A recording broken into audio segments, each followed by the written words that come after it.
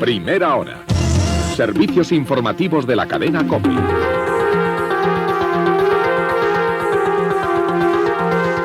Dirige Antonio Herrero.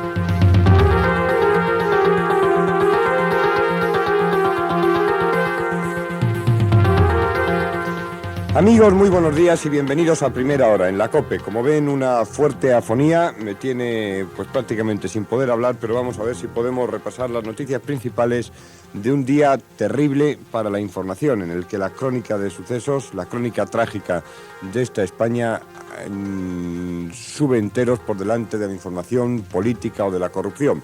El jueves 28 de enero, para las próximas horas, se mantiene la situación estable y anticiclónica, pero para el fin de semana nos anuncian por primera vez la posibilidad de algún cambio meteorológico y la llegada de algunas lluvias, aunque sean dispersas, a Andalucía, Extremadura y Castilla-La Mancha. Vamos a ver si se hace realidad. En Madrid continúa mejorando la situación atmosférica y ha bajado la contaminación. Pero todas las noticias están centradas en dos asuntos principales. Uno, el tremendo dolor, la terrible consternación en la localidad valenciana de Alcacer, tras aparecer los cadáveres de las tres niñas que habían desaparecido hace ya 75 días. Miriam, Antonia, Desiré fueron encontrados sus cadáveres en avanzado estado de descomposición cerca de la famosa presa de Tous, a muy pocos kilómetros de su pueblo, por un apicultor que se dirigía a realizar su trabajo. Los cadáveres de las chiquillas estaban envueltos en una alfombra y tenían la ropa y los zapatos puestos. Hoy, a partir de las 8, dentro de una hora, les va a ser practicada la autopsia a las jóvenes. El hallazgo ha sorprendido al padre de Miriam en Londres. Ayer, recordarán todos ustedes, le localizábamos, puesto que manteníamos un contacto diario con las familias, le localizábamos en Londres, a donde se había dirigido para intervenir en las televisiones británicas y en las televisiones vía satélite, intentando lanzar un mensaje, pensando que las chiquillas pudieran haber salido al extranjero o que alguien se las pudiera haber llevado a algún punto del mundo. No se ha podido precisar aún si las jóvenes fueron objeto de violación o de otro tipo de violencia antes de ser asesinadas. En estos momentos, el padre de una de las chiquillas, Fernando, regresa desde Londres en un vuelo que le ha habilitado con urgencia el Ministerio del Interior, y se calcula que sobre las 8:30 de la mañana estará ya en nuestro país. En Albacete continúa también la búsqueda de otras tres niñas que el martes se fugaron de sus casas en la localidad de Villarrobledo. Antonio Herrero, cadena COPE. Seguimos, amigos, en directo a las 7:14 minutos y con cuidadito para que no acabe de irse del todo la voz, vamos a ocuparnos de lo que es una tragedia. Hay días que la verdad el cuerpo se le queda con un escalofrío, porque parece increíble que pueda haber algunas mentes tan malas, tan malignas, como para llegar a cometer la fechoría que han cometido con las tres chiquillas de Valencia. El Instituto Anatómico Forense de Valencia va a ser el escenario donde hoy se practique la autopsia a los cadáveres de las tres pequeñas de Alcacer. Los cuerpos de Miriam, Antonia y Desiré fueron encontrados ayer en estado de descomposición cerca de la presa de Tous, a 50 kilómetros de Valencia, y 75 días después de su dramática desaparición y la búsqueda incesante de amigos, de conciudadanos y sobre todo de sus padres. Ayer mismo, creo que recordarán todos los oyentes de la COPE, la conversación que manteníamos, ignorando nosotros y ignorando él lo que iba a ocurrir pocas horas después con el padre de Miriam, que se iba a Londres para hacer un llamamiento desde las televisiones británicas por si las chiquillas estaban en algún lugar del mundo, que se hubieran ido de viaje o alguien se las hubiera llevado a Francia o Alemania. Aunque habrá que esperar a los resultados de la autopsia, hay el convencimiento pleno entre los familiares y vecinos que las ropas se corresponden a las tres chicas, es decir, que la identidad es clara y lo único que se quiere saber es si han sufrido la violencia que han tenido que padecer, si han sido violadas, y las sospechas se centran en un coche blanco que al parecer las recogió cuando hacían autostop. Tenemos comunicación establecida con el teniente alcalde de la población de Alcacer, José Manuel Alcaína. José Manuel, buenos días. Buenos días, Antonio. José Manuel, ¿cómo está todo el pueblo después de vivir una tragedia de estas proporciones? Pues las últimas horas de esta noche pasada, hasta las 12 aproximadamente, pues había a la puerta del ayuntamiento congregados alrededor de 1000 vecinos, con la correspondiente indignación, impotencia y rabia contenida que, como te puedes imaginar y se pueden imaginar todos los oyentes, es lo que pertoca en un caso tan triste como este. ¿Qué puede imaginarse uno cuando vive en el pueblo y además conoce a las familias que puede haber ocurrido? Es decir, la reconstrucción de los hechos que imaginariamente en estos momentos hacen los vecinos, ¿cuál es? Bueno, la reconstrucción de los hechos, desde el primer momento, la gente que conocíamos un poco a las tres chiquitas y el círculo donde nos movemos, sabíamos de que esto no era una fuga voluntaria. Desde el primer momento sabíamos que había gente externos que habían influido sobre las chiquitas y bueno, lamentablemente esto pues ha corroborado un poco el que no era una simple aventura como en algún momento alguien podía haber pensado. Claro, lo que pasa que en 75 días pues se pasa por la cabeza de uno cualquier cosa, incluso que pudieran haber guardado un dinero y se hubieran ido de viaje en una aventura, en fin, que como el propio padre ayer, el pobre Fernando, cuando iba con esperanza y pues a lo mejor es que han ido o están en Francia o en Alemania y a través de estas televisiones vía satélite pueden verme y recoger mi mensaje, ¿no? Bueno, esto es lógico. En esa línea nosotros no teníamos cerrado ninguna de todas las hipótesis, teníamos que trabajar con todas y cada una de ellas y bueno, es lógico que Fernando como padre tuviera el máximo de esperanzas, como yo mismo y el resto de la corporación también las teníamos en poderlas reencontrar con vida, pero lamentablemente esto se ha confirmado con tintes lo dramáticos que todos sabemos. ¿Cómo fue el hallazgo de los cadáveres, José Manuel? Bueno, pues estaban en una zona muy abrupta, bastante arriba de la montaña, con caminos forestales. Prácticamente solo se podía acceder a este lugar por un solo camino y es muy poco frecuentada por gente normal. O sea, aquí esta zona es zona típica de cazadores y de hecho la gente que las localizó fueron dos apicultores que estaban situando sus colmenas a pocos metros de allí y que en un momento de descanso uno de ellos pues vio algo raro en unos matorrales y efectivamente vio pues el brazo de una de las chiquitas con su reloj de pulsera y se percató rápidamente de que allí había algo muy fuerte. Es decir, que quien las ha llevado allí, el asesino o asesinos, llevaba esa intencionalidad de ocultar los cadáveres a ser posible para siempre, porque creo que incluso la fosa que realizó o realizaron estaba bien hecha y profunda, ¿no? A poco que se hubiesen esmerado un poquito en enterrarlas bien, nunca hubiésemos podido localizar el cuerpo de las tres chicas. Pero bueno, lamentablemente, después de estar hecho el mal, pues bueno, quizás estando muertas como están, pues hemos podido localizarla por una mera casualidad y yo confío, y así confiamos toda la gente de Alcácer, que estamos con la indignación que te puedes imaginar, el que todavía estén en un estado que se pueda sacar suficientes variables como para poder atar lazos y tratar de localizar a la gente que ha cometido semejante barbaridad incalificable, vamos. Sí, que no tiene explicación ni cabe en cabeza humana.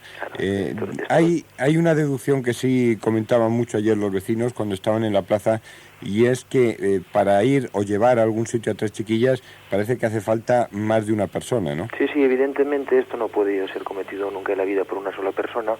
Un mínimo de dos personas son las que deben de haber hecho esta barbaridad, y esto hacía hasta incluso un poco difícil el que esto pudiera ocurrir lo que ha ocurrido. Dos personas es muy difícil que tengan la suficiente sangre fría y que no rompan la dinámica de grupo, y que tengan la suficiente sangre fría, repito, de matar a una, matar a la segunda y matar a la tercera. Esto creo que es la primera vez que se oye un caso similar, y yo tenía la esperanza de que no fuese precisamente el nuestro. Hubo un testigo en un primer momento que vio a las chiquillas haciendo autostop o que se montaban en un coche blanco, y parece que otra vez por ahí vuelven las pistas o las indagaciones de la policía y la Guardia Civil. ¿Sabéis algo? Bueno, date cuenta que este testimonio lo tenemos ya desde hace bastante tiempo. No hemos conseguido, tanto la policía como la Guardia Civil, que han hecho investigaciones conjuntas y separadas al mismo tiempo, el que diera buen resultado, pero testimonios como este también se han recibido muchísimos más. Son centenares los testimonios de que las habían visto también por diferentes puntos de España. Yo no sé hasta qué punto pensar que un testimonio de estos pueda tener visos de realidad, o que realmente pues fueran cosas que en un momento dado uno le parece que ha visto y realmente no son así. ¿Cómo están las familias, José Manuel? Bueno, pues yo estuve personalmente anoche, alrededor de las 10:30, junto con el resto de la corporación municipal, delegado del gobierno y el presidente de la Generalitat, señor Lerma, se convocaron a las familias, y cuando en un momento de esta entrevista con el delegado del gobierno, señor Granados, y después de haber hablado con el juez de guardia del juzgado de Alcira, se pasó una nota de los objetos personales y ropa que llevaban los 3 cuerpos que habían aparecido hacía unas horas. Las 3 familias se desplomaron al instante porque perfectamente reconocían muchos de los objetos que estaba reseñando el señor Granados en ese momento. Las familias están totalmente derrotadas. Para esto, pues bueno, también hemos habilitado el tema de medicación, el tema de ATS, el tema de médicos. Tienen cada uno un ATS, un médico a su disposición en el momento que haga falta, pero las familias están pasando un trago que no se lo doy a pasar ni al más brutal de los desalmados. Tiene que ser terrible. Todo eran familias sencillas, ¿no? Eran familias humildes, familias de la localidad, unas mejor situadas económicamente que otras, pero 3 familias trabajadoras, 3 familias que tenían que tirar adelante de una forma muy normal, y 3 familias que difícilmente van a poder apartar de su mente la desaparición de cada una de sus hijas. Y ahora, qué drama también el vivir todos estos días con la incertidumbre de pensar que el asesino o los asesinos pueden encontrarse por la zona. Es una segunda parte de la historia. A mí me preocupa muchísimo, me preocupaba mucho el día de después. Yo tenía la firme esperanza de que las chicas aparecieran con vida y estaba todo muy preparado, tanto a nivel de asistencia a las propias chicas como a nivel de estudios. Y esto pues nos ha hecho romper un poco los esquemas que teníamos previstos, ¿no? Esto es una localidad relativamente pequeña donde 7.000 habitantes son 7.000 miembros de una sola familia en un momento tan delicado como este, y yo creo que la vida social y la vida de convivencia de Alcácer se va a sentir muy resentida durante bastantes años. Es muy difícil poder llevar adelante una convivencia normalizada en un pueblo tan tranquilo como era Alcácer hasta que ha ocurrido esta desgracia. ¿Para cuándo tienen previsto el entierro, la inhumación de los restos de las chiquillas? Bueno, esto está un poco supeditado a la investigación que se haga dentro de unas horas en el Instituto Anatómico Forense, donde se les practicará la autopsia, y en un caso como este tan especial, esto no es un caso normal de una muerte por accidente, una muerte por vía normal de cualquier tipo de enfermedad.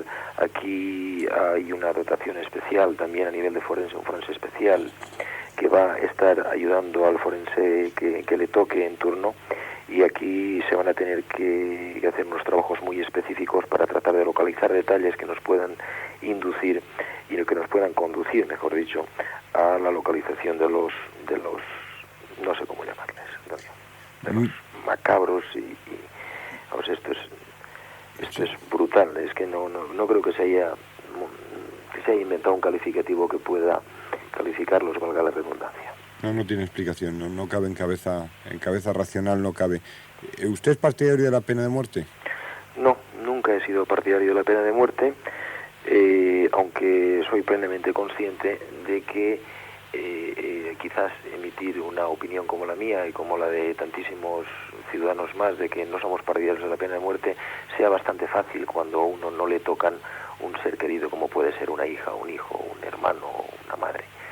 Y yo, en el caso de sus padres, pues quizás en un arranque pues obviara un poco el ideal y me transformara un poco a devolver quizás la moneda que esta gente ha dado a estas chiquitas, aunque no, estoy totalmente en contra de la pena de muerte, aunque comprendo quizás a los familiares en una situación como esta. Esperemos que esto pues, se lleve de una forma lo más racional posible y que no desencadene tampoco en un conflicto o en una histeria colectiva a nivel local. No, fíjese si hubiera aparecido ayer un sospechoso allí en la plaza, lo que podía haber ocurrido. Es que es el peligro. El tema de no llevar las cosas bien atadas significa que siempre que se deja hablar un poco a la multitud, pues alguien puede parecer sospechoso y se puede cometer quizás una atrocidad igual o superior a la que se ha tratado de enmendar. José Manuel, mil gracias por atender nuestra llamada y por sus sensatas palabras que tienen el fondo que todos compartimos hoy en España, por lo que este caso ha sensibilizado a toda la sociedad española, a todos los padres que piensan o reflexionan a estas horas que a sus hijos les podía haber ocurrido lo mismo. Las 3 chiquillas que desaparecieron y que han aparecido sus cadáveres violentamente muertos, enterrados por alguna mano asesina que no se sabe con qué intenciones, ni uno se lo puede explicar, acabó con sus incipientes vidas. Vamos a ver si, cuanto menos, después de la autopsia, salen las pistas suficientes para que la policía pueda dar con estos bárbaros criminales y que el resto de sus días pasen en la cárcel sin posibilidad de salir, para que no vuelvan a cometer una fechoría de este tipo, porque no cabe en cabeza humana que puedan haber hecho esta barbaridad. 3 chiquillas, una detrás de la otra, muertas violentamente y enterradas para ocultar sus cadáveres. José Manuel, un saludo cordial y muchas gracias. Un abrazo a vosotros. Seguimos en directo, 7:27 minutos, 6:27 en las Islas Canarias, un suceso que hoy eclipsa al resto de las informaciones, algunas de ellas tan graves como las que nos van a ocupar en los próximos minutos, el accidente ocurrido en Madrid, pero que, como digo, pone los pelos de punta pensando que hay gente suelta por ahí, no hay que bajar la guardia, que es capaz de cometer estas atrocidades con 3 jovencitas, naciendo prácticamente a la vida, 14, 15, 16 años, sin que les tiemble la mano. ¿En qué cabeza cabe o qué pueden tener en la cabeza estos asesinos para cometer una fechoría como esta? No pierdan la sintonía de la COPE, que volvemos inmediatamente con un resumen de las noticias más destacadas de esta mañana. Seguimos, amigos, en directo, las 8:25 minutos, 7:25 en las Islas Canarias, y nos vamos a ocupar del crimen de Valencia, el tremendo dolor y la consternación en la localidad valenciana de Alcácer tras aparecer los cadáveres de las 3 niñas desaparecidas hace 75 días, Miriam, Antonia y Desiré. Y dentro del dolor, todos los ojos puestos en la autopsia que se les está realizando desde las 8 de la mañana por ver si se puede encontrar allí alguna pista que dé con el deseo ferviente de familiares y ciudadanos de toda España, y es que se localice a los criminales, al parecer al menos 2 de ellos, y que se haga justicia. Tenemos comunicación con el médico forense y amigo José Manuel Reverte. Don José Manuel, muy buenos días. Buenos días, Antonio. Don José Manuel, ¿qué puede salir de la autopsia que le están realizando y en la que ahora ponen todas las esperanzas los vecinos, familiares y amigos? Bueno, lógicamente, en primer lugar, la causa de la muerte. Puede haber sido estrangulamiento, puede haber sido apuñalamiento, puede ser, no sé, lo que sea. Cualquier causa que aparezca allí como causa de muerte, inmediatamente se podrá ver. Y si no se puede ver por el estado de putrefacción de los restos, entonces, generalmente, muchos de estos casos me los envían a mí al laboratorio para que yo examine los huesos.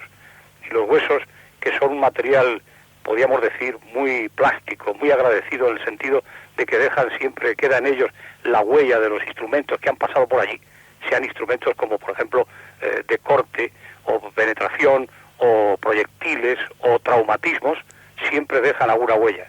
En el caso de estrangulamiento, por ejemplo, la fractura del hueso ioides es muy frecuente, que no hay que confundir con la dislocación, que a veces se presenta en muchos casos de estas niñas. Pero de todas maneras, allí hay que pensar inmediatamente en que 3 muchachas de esas edades, valientes y fuertes por lo visto, pues no se van a defender así de una manera inocente contra una persona que intenta atacarlas.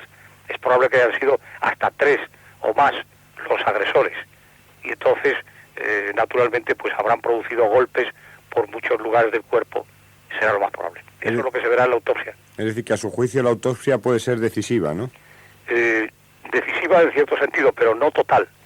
Porque hay muchas otras cosas. Por ejemplo, supongamos, la autopsia presenta un cadáver en estado de descomposición. Ahí pues se puede ver mal, entre la carne putrefacta, se puede ver muy mal las cosas que han ocurrido. Entonces hay que limpiar perfectamente bien todo el sistema esquelético, y en el sistema esquelético se pueden ver mucho mejor las huellas de lo que ha ocurrido, la causa del crimen. Por la composición, la descripción que han hecho de cómo se han hallado los cadáveres, ¿qué deducciones, dentro de esa tremenda experiencia que ha acreditado usted, doctor Reverte, empieza ya a dar vueltas en su cabeza? Bueno, es lógico, yo siempre leo mucho todas las cosas que pasan, sucesos y demás, ¿no? Porque muchas veces es una ayuda para lo que nos viene luego al laboratorio. Pero el asesino o asesinos siempre dejan su huella, su marca, su sello personal sobre la víctima o el lugar de los hechos. Esto es lo que siempre hay que tener en cuenta. Muchas veces he dicho que el crimen perfecto no existe. El crimen no resuelto es generalmente considerado como el crimen perfecto. Bueno, esto es un error. La mayoría de las veces el crimen no se resuelve gracias a una combinación de planteamientos erróneos, suerte por parte del delincuente y en ocasiones defectuosa investigación. El crimen realmente perfecto no se explica nunca. Permanece sin resolver porque no es reconocido ni detectado como delito. Entonces, yo tengo ahora, por ejemplo, un caso muy curioso que me ha venido de una provincia de España, de un individuo que ha estado también enterrado bastante más tiempo, durante 5 a 7 años por lo menos, y que solamente ver la fotografía del hallazgo tomada por la Guardia Civil, por la Policía Judicial, inmediatamente me di cuenta de que ya algo del asesino estaba allí, en la forma en que había colocado el cadáver. Entonces, otros detalles, por ejemplo, un brazo que tenía el cadáver flexionado, y de una manera muy extraña, también me dio una pista que le puede ser muy útil a la policía para identificar. Ese cadáver tenía, cuando ya estudié los huesos, una anquilosis del codo izquierdo. Un individuo que va con el brazo que no puede doblarlo ni estirarlo. Para usted, tal como se presenta este caso, ¿ha habido más de una mano asesina? Evidente. Es muy ¿por difícil qué? que un solo individuo con 3 muchachas arriba, además valientes, y yo conozco la región valenciana y las chicas de allá de Valencia no son pacatas ni mucho menos, se lo hubieran comido a uno solo. Pero puede ser a lo mejor que fuera conocido y que ellas, sin darse cuenta, fueran voluntariamente a la zona. Sí, pero cuando llega el momento de atacar, si él puede, por ejemplo, intenta violar a una, las otras 2 se le hubieran lanzado encima. O sea que para usted el indicio va más hacia la actuación de una banda o de un grupo. Es evidente, es probable que estas chicas hayan querido a lo mejor ir a determinado lugar alejado de Valencia. Entonces han pedido la oportunidad de ir en un coche y han hecho autostop. Y a lo mejor unos de esos bandoleros que siempre andan por ahí por las noches de pub en pub o de club nocturno en club nocturno, han dicho, esta es la nuestra. Y están a la caza, sencillamente, ¿no? Las han cogido y las ha llevado por ahí. Y además, el hecho de que las hayan enterrado en un lugar montañoso y poco accesible, que decía el de la funeraria de ahí de Valencia esta mañana, le oía decir que ni los lobos llegan ahí a esas zonas, eso quiere decir que conocían la zona. ¿Y quiénes conocen esa zona? Los cazadores. Busquen a 3 bandoleros cazadores y seguramente encontrarán ustedes mucho más fácilmente, le diría yo a la policía, los asesinos. Y desde luego gente de la zona. Sí, que conoce el área, evidentemente. Que no están muy lejos de la zona, está en un radio de acción de esos 50 kilómetros que dice que dentro de ese radio de acción es que hay que buscar. Y otra cosa importante, que ya se sale del terreno de la antropología forense, pero que también está muy agregado a ella, es el hecho de que en el camino tiene que haber dejado huellas el vehículo que las ha llevado.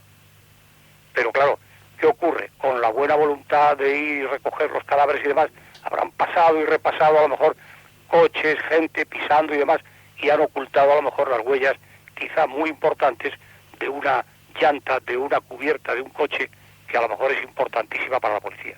O sea que para usted no hay duda que es un grupo, 2, 3 como mínimo, y que están cerca. Por lo menos 3. Para reducir a 3 muchachas no es fácil solamente 2. Claro que puede darle un golpe en la cabeza y dejar sin sentido a una, pero 2 o 3 individuos, desde luego, o más, hasta 4. Pero meterse en un coche, usted calcule lo que puede caber en un coche. Y desde el punto de vista 3 individuos y 3 muchachas. Sí, y desde el punto de vista del sentimiento, del corazón o la psicología que puedan tener estos individuos, que son, no sé cómo calificarlos. Pues son indudablemente individuos movidos por esos afanes de agresividad sexual que hoy desgraciadamente está destapada por todos los sitios y que siempre ha habido. No es que yo diga que está en la época de la agresividad sexual. Ahora lo que pasa es que se airean más las cosas por la prensa, la radio, la televisión y se sabe más de estos casos. Pero toda la vida ha habido violaciones, ha habido agresiones, ha habido crímenes, ha habido de todo. Y además mucho más quizá en colectivos que ahora. Sin embargo, evidentemente no cabe duda que hay una gente que son producto de estos clubes nocturnos, donde la bebida por un lado, las drogas por el otro, la falta de oxígeno, el exceso de carbónico, las luces psicodélicas y todo eso no va a producir un premio Nobel precisamente, sino va a producir, lo más probable, un individuo agresivo sexualmente. Ahora, ¿y las chicas cómo no pudieron defenderse antes de llegar allí yendo 3? Bueno, esto ya no le puedo decir cómo no pudieron defenderse. Lo más probable es que si ellas estaban pidiendo que le dieran la oportunidad de ir en un coche, alegremente pensaron, estos muchachos no nos van a hacer nada, no van a poder con nosotras. Y entonces seguramente se metieron dentro del coche y las llevaron. Aunque no las llevaron a rastras. Sin saber que iban hacia la muerte, Claro. Don José Manuel, mil gracias por atender nuestra llamada y un fuerte abrazo. No hay de qué, Me alegra mucho saludarle. gusto. Gracias, Reverte. Adiós. Un abrazo.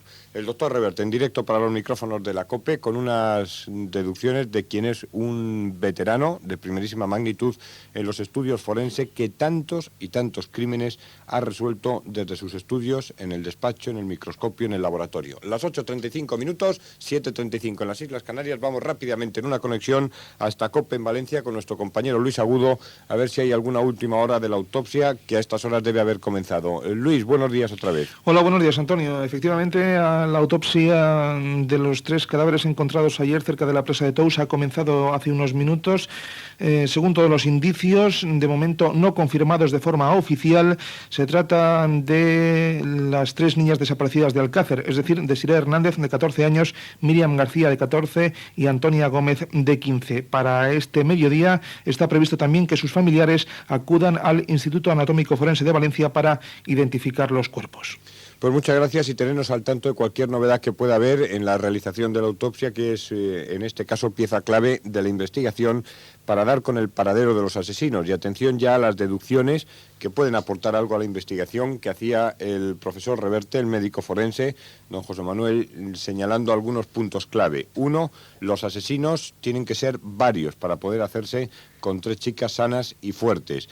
Tienen que conocer al dedillo la zona para llegar a una parte agreste, poco habitada, y conocer con detalle que por allí no pasa nadie para acabar con tranquilidad una fosa donde echar los cadáveres de las chiquillas. Y es gente, además, que está en el entorno de la propia población, porque se manejaban habitualmente por la zona, por los indicios que hay, por la facilidad con que se movieron. Así que, con todos estos datos, atentos a la investigación, y más les valdría a los asesinos que les cogiera la Guardia Civil que no los conciudadanos o familiares de las chiquillas, porque aunque uno no cree en la pena de muerte, ni en el ojo por ojo, ni en el diente por diente, cualquier cosa que hoy un padre hiciera con estos individuos, sin compartirlo, lo entendería perfectamente. Antonio Herrero, Cadena COPE.